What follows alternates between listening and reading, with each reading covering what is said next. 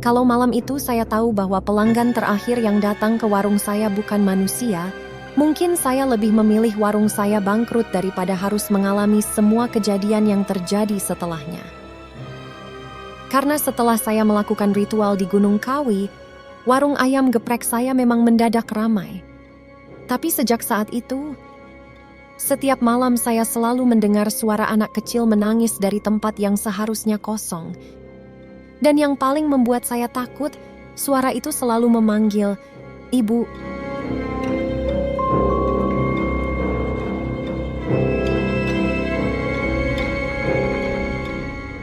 Nama saya Putri.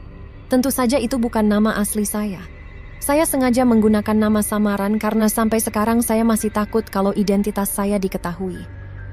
Saya datang ke sini bukan untuk mencari popularitas. Saya cuma ingin menceritakan apa yang saya alami. Dan saya berharap tidak ada orang lain yang melakukan kesalahan seperti saya. Buat kalian yang baru pertama kali mampir ke channel ini, selamat datang di Mr. Mistis. Di sini kalian bakal mendengar cerita horor, kisah mistis, pengalaman aneh, sampai teror yang katanya datang dari dunia lain. Kalau kalian suka cerita seperti ini, bantu channel ini dengan like dan subscribe. Dan saya juga pengen tahu, kalian yang sedang nonton ini berasal dari mana? Coba tulis di kolom komentar. Karena jujur, saya sendiri tidak tahu, malam ini, siapa saja yang sedang mendengarkan cerita saya. Jadi, saya akan mulai dari awal. Saya dulu punya usaha ayam geprek kecil di Jawa Barat. Warung saya berada di pinggir jalan kabupaten, bukan di pusat kota. Di sekitar warung sebenarnya cukup ramai. Ada rumah warga, ada beberapa kos-kosan, ada bengkel, dan beberapa warung makanan lain.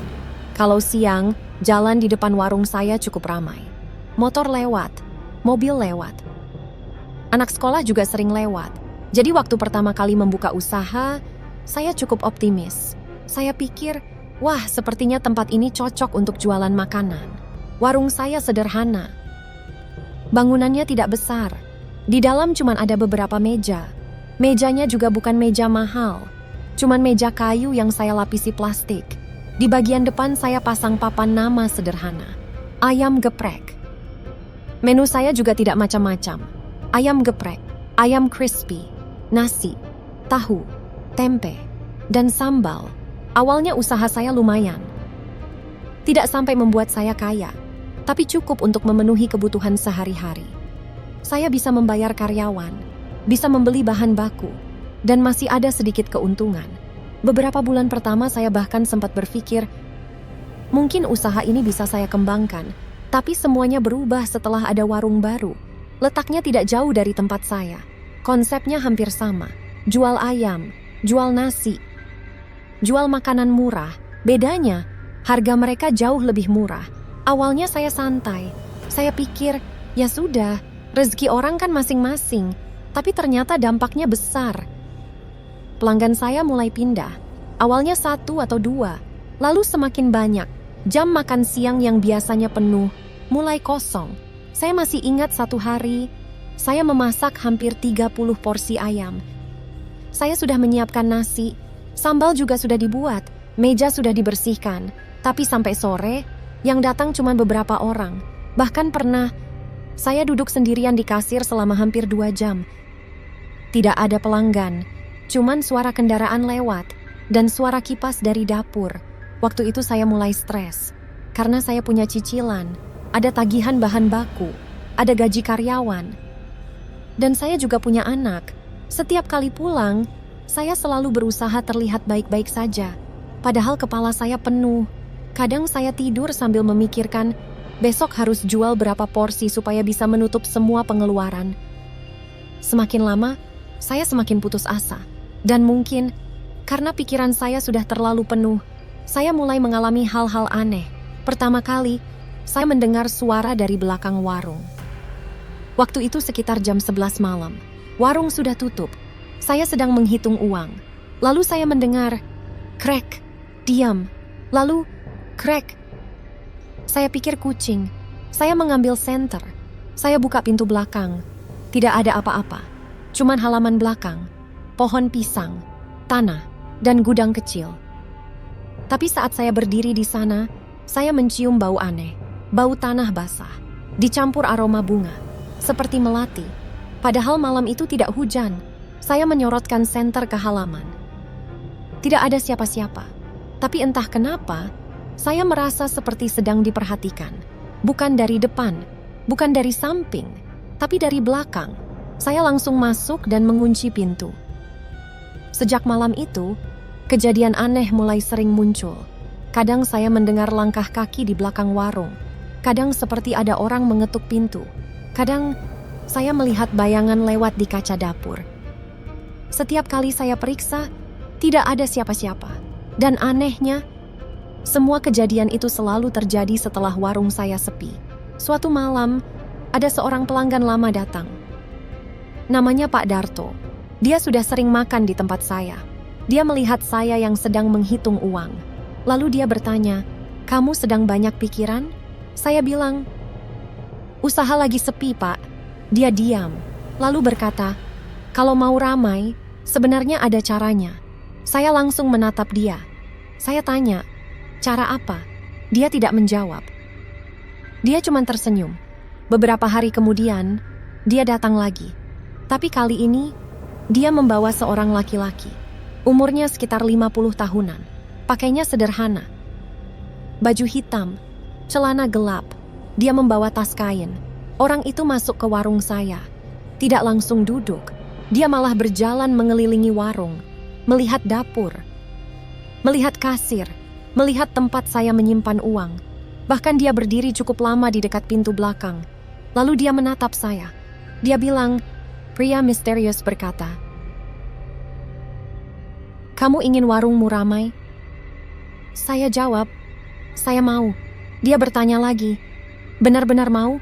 Saya mengangguk. Lalu dia bilang, "Kalau begitu, kamu harus siap membayar." Saya sebenarnya takut. Tapi saat itu saya sedang terdesak. Dan saya rasa, kalian yang pernah berada dalam kondisi terjepit pasti tahu bagaimana rasanya. Ketika tagihan datang, uang tidak ada. Ketika pelanggan pergi, kita mulai mencari jalan apapun, termasuk jalan yang seharusnya tidak pernah kita sentuh. Pria itu mengatakan sesuatu tentang Gunung Kawi. Dia bilang ada tempat yang bisa membantu. Awalnya saya menolak. Tapi beberapa hari kemudian, saya berubah pikiran. Saya ikut. Perjalanan menuju tempat itu terjadi malam hari. Semakin jauh, jalan semakin sepi. Udara juga semakin dingin. Ketika sampai, kabut turun. Tebal sekali. Saya bahkan tidak bisa melihat jauh. Saya berjalan mengikuti pria itu. Langkah kami terdengar jelas. Tapi setelah beberapa menit, saya mendengar langkah lain. Tak. Saya berhenti. Langkah itu juga berhenti. Saya berjalan lagi. Langkah itu mengikuti. Saya menoleh. Tidak ada siapa-siapa. Saya mulai takut. Tapi pria itu seperti tidak peduli. Dia terus berjalan. Sampai akhirnya kami berhenti di sebuah tempat yang sangat sunyi. Dia menyuruh saya duduk. Saya tidak akan menceritakan detail ritualnya. Tapi malam itu, saya merasakan sesuatu yang sampai sekarang sulit saya jelaskan. Udara mendadak dingin. Api kecil di depan saya bergerak sendiri. Dan dari balik kabut, saya melihat sosok. Awalnya saya kira manusia. Tapi semakin saya perhatikan, bentuknya terasa tidak wajar. Dia berdiri diam, tidak bergerak. Lalu, kepalanya menunduk. Saya mendengar suara. Suara misterius. "Kamu ingin pelanggan?" Saya tidak menjawab. Suara itu bertanya lagi. "Kamu ingin uang?" Saya mengangguk. Lalu suara itu berkata, "Tidak ada rezeki yang datang tanpa harga." Saya langsung merinding. Saya bertanya, "Harganya apa?" Tidak ada jawaban. Cuman terdengar suara tertawa. Pelan, tapi rasanya seperti datang dari segala arah. Pria yang membawa saya ke sana kemudian berbisik. Pria misterius mengatakan, "Jangan tanya kapan bayarannya." Saya tidak mengerti, tapi saya tetap mengikuti semua yang dia katakan. Setelah itu, saya pulang, dan saya pikir semuanya sudah selesai. Ternyata, baru saja dimulai. 2 hari setelah saya pulang, warung saya berubah. Pelanggan tiba-tiba datang. Jam makan siang. Semua meja penuh. Pesanan online masuk terus. Ponsel saya tidak berhenti berbunyi. Saya sampai bingung. Orang-orang yang sebelumnya tidak pernah datang, sekarang justru antre. Besoknya lebih ramai. Lusa lebih ramai lagi. Dalam hati saya senang. Saya pikir, akhirnya usaha saya kembali. Tapi kebahagiaan itu tidak berlangsung lama. Karena ada satu hal yang membuat saya takut. Setiap malam, selalu ada seorang pelanggan aneh. Dia duduk di meja paling belakang, sendirian, pakai pakaian gelap. Wajahnya tidak pernah benar-benar terlihat. Dan yang paling aneh, dia tidak pernah memesan makanan. Dia cuma duduk, diam, menatap ke arah dapur. Setelah beberapa menit, dia pergi. Saya pernah bertanya kepada karyawan, "Kalian lihat orang yang duduk di belakang tadi?" Mereka menjawab, "Orang yang mana, Bu?" Saya mulai merinding, karena ternyata tidak ada seorang pun yang melihatnya. Suatu malam, saya mendengar suara anak kecil, suara anak. "Bu," saya langsung berhenti. Anak saya sedang tidak ada di warung, dia sedang di rumah. Suara itu terdengar lagi, suara anak. "Bu," saya berjalan ke dapur. Lampunya berkedip, dan saya kembali mencium bau tanah basah. Di lantai, saya melihat jejak kaki kecil. Basah, jejak itu masuk dari pintu belakang. Berjalan menuju meja tempat saya menyimpan uang. Lalu berhenti. Saya tidak berani mendekat. Besoknya saya menelepon pria itu. Saya bertanya, apa yang sebenarnya terjadi? Dia menjawab, pria misterius berkata, "Sudah mulai menagih." Saya bertanya, "Menagih apa?" Dia diam. Lalu berkata, "Kamu lupa perjanjian?" Jantung saya langsung berdebar. Saya teringat perkataannya. Tidak ada rezeki yang datang tanpa harga. Lalu, dia mengatakan sesuatu yang membuat saya hampir jatuh. Pria misterius berkata, "Yang diminta adalah darah keluargamu." Saya bertanya, "Siapa?" Dia menyebut, "Anak saya." Saya terdiam lama. Sejak mendengar itu, saya seperti orang gila. Saya pulang. Saya melihat anak saya tidur. Saya duduk di sampingnya. Saya memandangi wajahnya. Dan saya menangis. Karena saya tahu, saya sudah membuka pintu yang tidak seharusnya saya buka. Tapi bukannya berhenti, saya malah membuat keputusan yang jauh lebih buruk. Saya berpikir, bagaimana kalau saya mengganti tumbal itu? Bagaimana kalau yang dibayar bukan anak saya? Dan akhirnya, saya mengorbankan orang lain. Karyawan saya sendiri. Dia tidak tahu apa-apa. Dia tidak tahu tentang ritual. Tidak tahu tentang perjanjian. Tidak tahu bahwa saya sedang berusaha menyelamatkan keluarga saya dengan mengorbankan dirinya. Sampai sekarang, saya masih menyesal. Karena setelah malam itu, dia tidak pernah kembali. Saya berbohong kepada banyak orang. Saya bilang dia berhenti bekerja. Padahal saya tahu apa yang sebenarnya terjadi. Saya pikir, dengan melakukan itu, utang saya selesai. Ternyata, saya salah besar. Beberapa hari setelah itu, warung saya kembali ramai. Tapi suatu malam, semua pelanggan tiba-tiba pergi hampir bersamaan. Jam sekitar 11 malam, saya sendirian. Lampu tiba-tiba mati. Ceklek, gelap. Saya menyalakan senter dari ponsel. Lalu saya mendengar suara kursi. Krek, meja paling belakang. Kursinya bergerak sendiri. Saya berdiri diam. Lalu, saya mencium bau tanah, bau asap, dan bunga yang sudah membusuk. Saya mendengar suara misterius. Bukan dia. Saya tidak mengerti. Lalu suara itu terdengar lagi. Bukan dia. Saya mulai mundur. Dan tiba-tiba, suara anak saya terdengar dari belakang. "Ibu," saya langsung berbalik. Tidak ada siapa-siapa. Tapi ketika saya melihat kaca, saya melihat sesuatu berdiri di belakang saya. Tubuhnya tinggi, gelap, wajahnya tidak terlihat. Dan di sampingnya, ada bayangan kecil. Saya menjerit. Lalu, api muncul dari dapur. Cepat sekali. Dalam hitungan detik, api menjalar ke dinding, ke meja, ke atap. Saya mencoba memadamkan. Tapi api semakin besar. Saya lari keluar. Warga mulai berdatangan. Tapi tidak ada yang bisa menyelamatkan warung saya. Dalam waktu kurang dari 1 jam, semuanya habis. Warung saya, peralatan saya, uang saya. Semua. Yang tersisa hanya puing. Tapi ada satu benda yang membuat saya benar-benar ketakutan. Di antara semua barang yang terbakar, ada satu kursi plastik warna hijau. Kursi itu masih utuh. Dan di atasnya, ada bekas telapak kaki kecil, basah. Sejak malam itu, saya tidak pernah membuka warung lagi. Saya kehilangan semuanya. Dan sampai sekarang, saya masih merasa bersalah.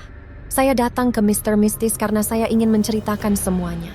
Bukan untuk membenarkan apa yang saya lakukan. Justru sebaliknya, saya ingin orang tahu. Jangan pernah mencari jalan pintas ketika sedang terdesak. Karena mungkin apa yang terlihat seperti rezeki sebenarnya cuma jebakan. Saya pikir saya sedang mencari pelanggan. Ternyata saya sedang membuka pintu. Dan saya tidak tahu bagaimana cara menutupnya. Karena setelah warung saya terbakar, kejadian aneh tidak berhenti. Beberapa malam lalu, saya mendapatkan pesan dari nomor yang sudah lama tidak aktif. Nomor mantan karyawan saya. Pesannya cuma, bayaranmu belum lunas. Saya tidak tahu siapa yang mengirim. Tapi malam itu, saya mendengar suara anak kecil di depan rumah. Suara itu berkata, "Ibu, saya tidak berani keluar." Lalu terdengar suara lagi. Saya lapar. Sejak malam itu, setiap pagi saya selalu mencium bau ayam goreng dan sambal di depan rumah. Padahal saya tidak pernah memasak. Dan tadi, sebelum saya datang ke studio, saya melihat sesuatu di kaca mobil. Seorang anak kecil berdiri di belakang mobil.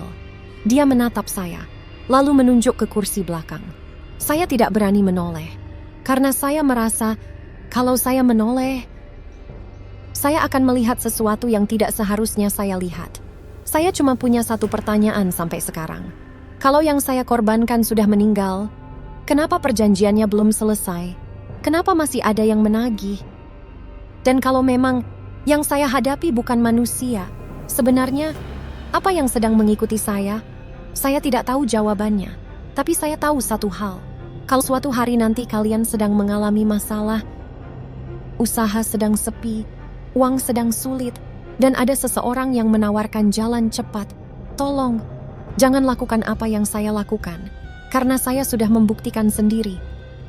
Rezeki yang datang terlalu cepat bisa membawa harga yang jauh lebih mahal.